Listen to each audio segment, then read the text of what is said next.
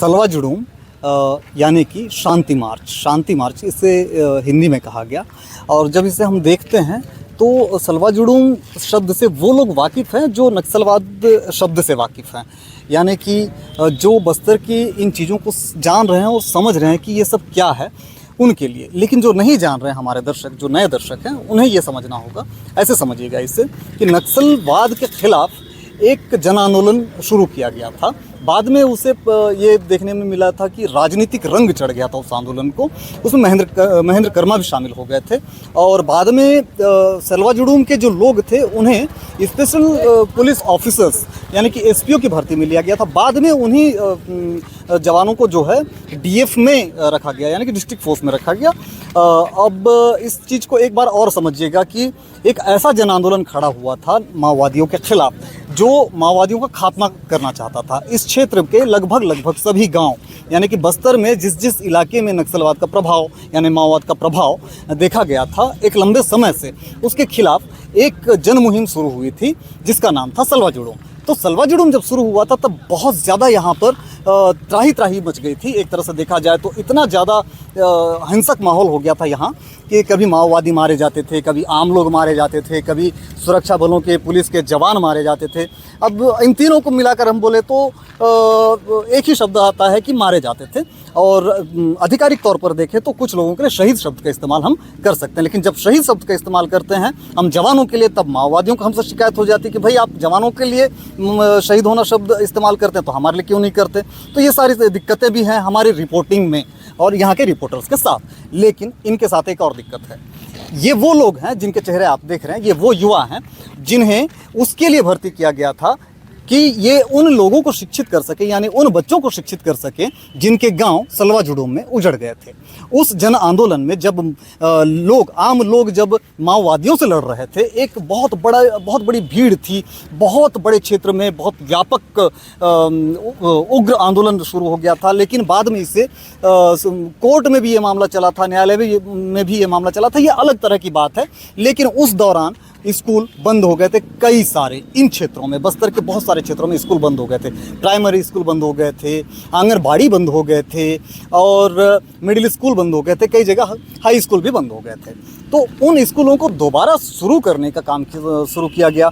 और जब उन स्कूलों को दोबारा शुरू करने का काम चालू किया गया था सरकारों की तरफ से, तब एक दूसरा काम शुरू किया गया था कि उन स्कूलों में स्थानीय भाषा में, क्योंकि उन बच्चों तक पहुंच के उनको पढ़ाना, यानी कि उन्हें हिंदी भाषा की बहुत ज़्यादा गहरी पकड़ नहीं थी या तो बिल्कुल समझ ही नहीं थी, तो उनके स्थानीय बोलियों में गोंडी, तेलुगु या फिर दुर्ला, मुरिया या फिर मराठी, इस तरह की बोलियों में उन्हें पढ़ाना ज़रूरी हो गया था। तब इन शिक्षा दूतों की नियुक्ति की गई थी सरकारों की तरफ से, प्रशासन की तरफ से। तो कई बंद स्कूल शुरू भी किए गए, इनकी नियुक्ति भी हो गई, ये पढ़ा भी रहे थे। अब ये यहाँ पर हमें मिले हैं यहाँ पर बीजापुर के कलेक्ट्रेट में, और ये अपनी कुछ मांगे लेकर यहाँ पर आए हुए हैं। वो क्या मांगे हैं हम इन्हीं शिक्षा दूतों से मिलकर समझकर बात कर समझने की कोशिश करेंगे, और आप भी सुनिएगा और समझिएगा कि माजरा क्या है। भैया सबसे पहले आपका नाम? मेरा नाम गंभीर तेलाम, मेरा स्कूल है प्राथमिक शाला कड़तीपारा, ये बहरामगढ़ ब्लॉक में आता है। और आज हम लोग मांग लेके आए थे कलेक्टर महोदय के पास, जिला शिक्षा अधिकारी के पास। तो हमारा मुख्य मांग रहा, जो अभी सहायक शिक्षक की काउंसलिंग भर्ती प्रक्रिया चल रहा है, उसमें सरगुजा संभाग से लिया जा रहा है। तो हम लोग उम्मीद करते थे कि बस्तर के युवाओं को रोजगार दिए हैं शिक्षा दूत के पद पर, तो सहायक शिक्षक में भी। एक मिनट, कौन सा संभाग बोले? सरगुजा संभाग। सरगुजा संभाग शिक्षा दूत की नियुक्ति की गई थी? नहीं, हाँ, सहायक शिक्षक की नियुक्ति किया गया है। तो वहाँ पर भी शिक्षा दूत मौजूद हैं? नहीं, सीधी भर्ती में अभी यहाँ पर ला रहे हैं, बीजापुर जिले में सरगुजा से यहाँ पर ला रहे हैं, लिया जा रहा है भर्ती में, सहायक शिक्षक की भर्ती में वहाँ के निवासियों को यहाँ लिया जा रहा है। तो यहाँ लिया जा रहा है, वो लोग 12वीं पास हैं, हम भी 12वीं पास हैं। हम लोग तो कार्य कर रहे हैं शिक्षा दूत पे, जो बंद स्कूल था उस स्कूल को संचालित करके हम लोग कार्य कर रहे हैं। तो उस सहायक शिक्षक भर्ती में हम लोग को क्यों नहीं दिया जा रहा है? उसमें हम लोग को भी दे सकते थे।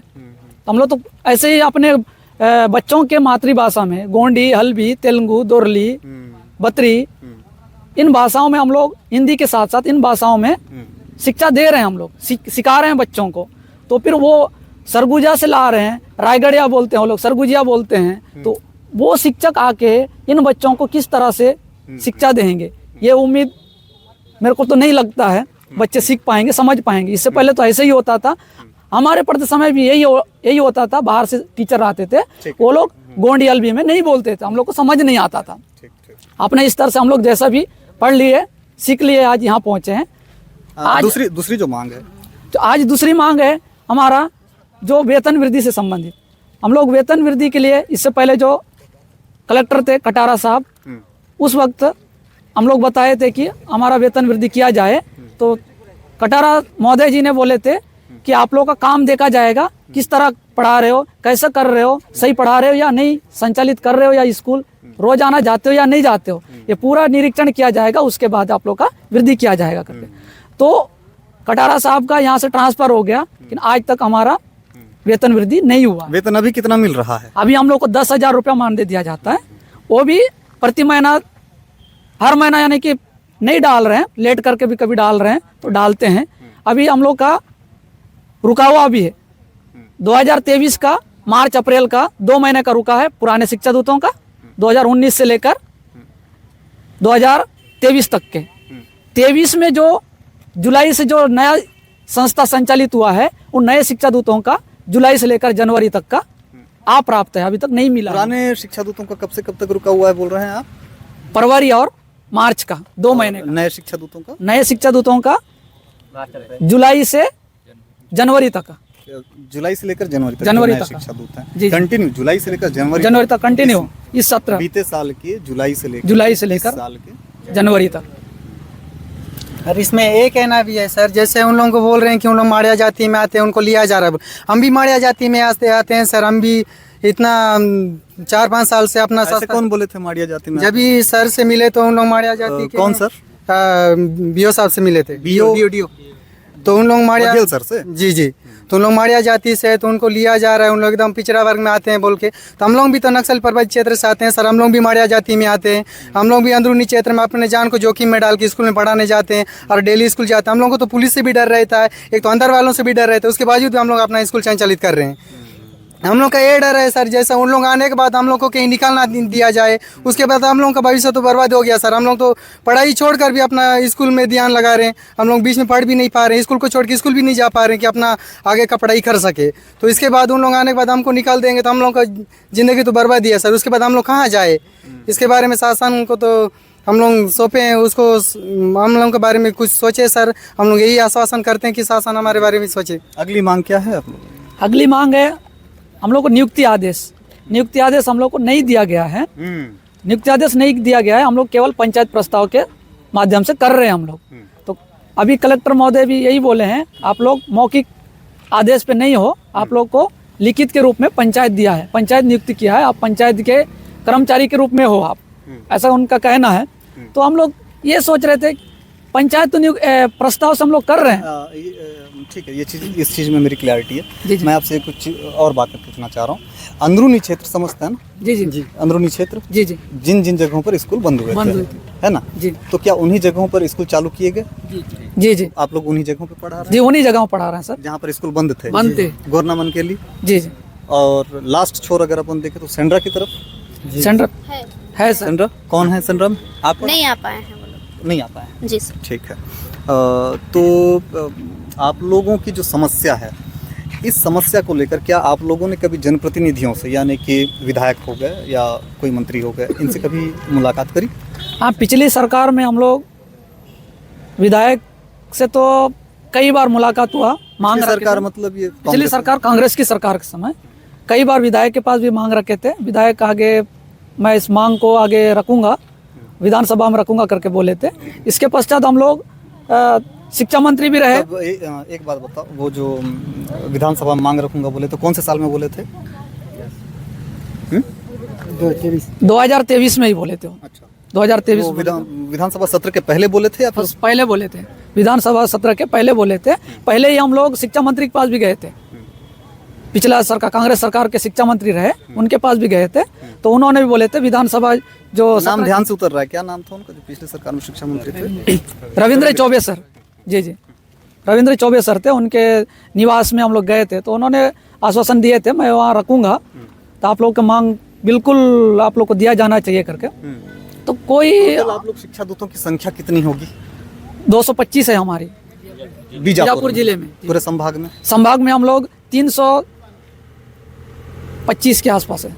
पूरे संभाग में 325 और अकेले बीजापुर जिले में? नहीं, हम लोग क्या है 2 जिले में शिक्षा दूत के नाम से जाना जाता है, सुकमा और बीजापुर में। ठीक है। और संभाग बोले तो बाकी दंतेवाड़ा, नारायणपुर, कोंडागांव, ये सब में अतिथि शिक्षक के नाम से जाना जा रहा है। तो इनको पूरा मिलाकर आप बताओ, चाहे नाम कुछ भी रहे।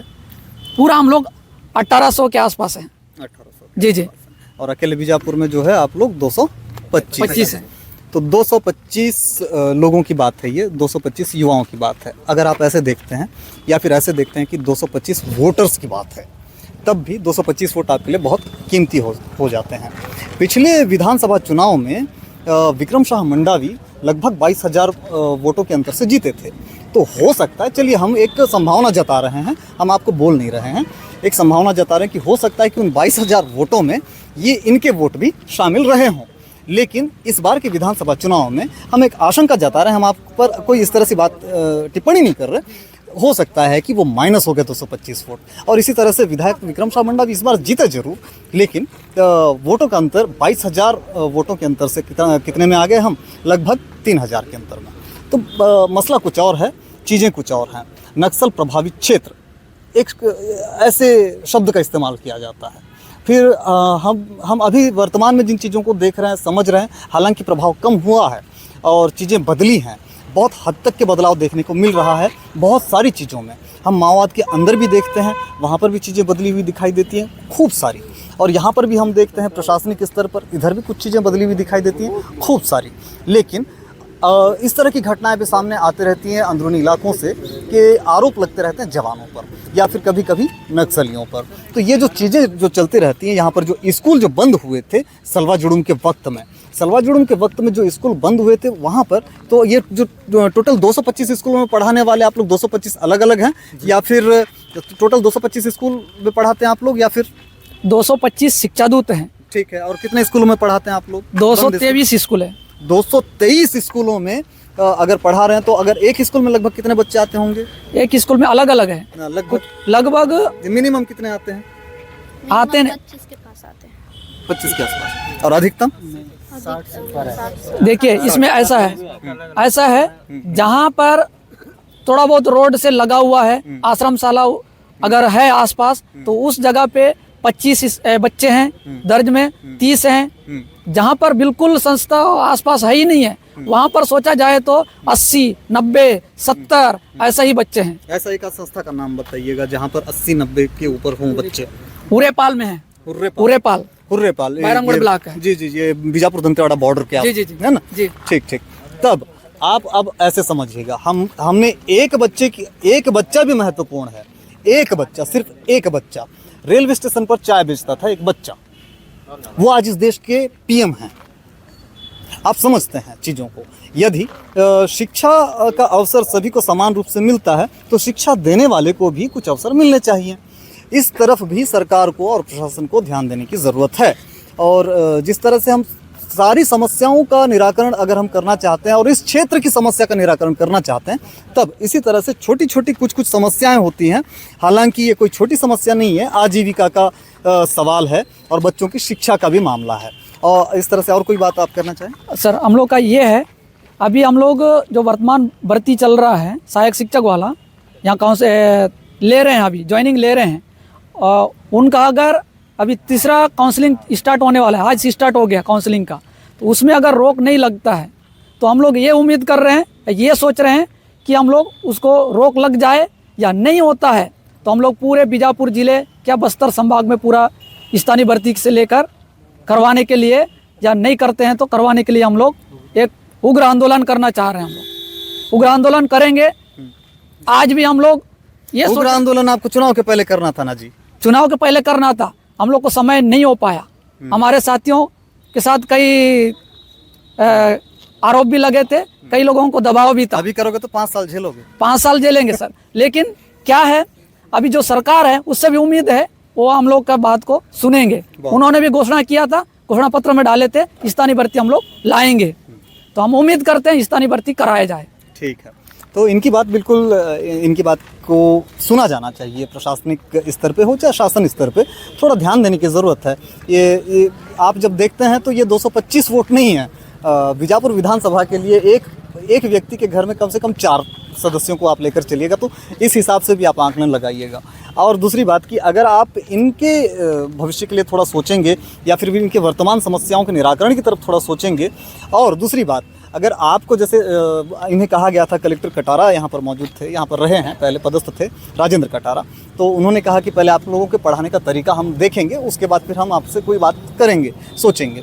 तो मेरा कहना ये है कि वर्तमान में जो शिक्षक पदस्थ हैं, चाहे वो शिक्षा दूत हों या फिर रेगुलर जो शिक्षक हैं, तो मेरी समझ कहती है कि वर्तमान शिक्षा पद्धति में भी उन्हें भी ट्रेनिंग देने की ज़रूरत है कि बच्चों को किस तरह से पढ़ाया जाना चाहिए और बच्चों के साथ कैसे उनका व्यवहार होना चाहिए।